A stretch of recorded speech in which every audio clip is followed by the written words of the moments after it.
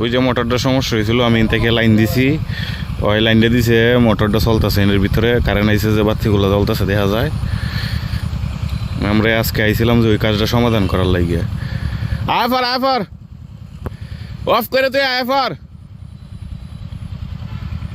এই অফ করে তুই ফানি উঠতো না। হ্যাঁ অফ করে তুই, অফ করিয়া মোটরটা অফ করে তুই, লাইন খুললে তুই। হ্যাঁ মোটরে পানি দিয়া তারপরে পানি তোলো না, ওই লাইন লাগাই তুই দিছিল, কইতাছি লাইনটা যাতে খুললে। আয়ফার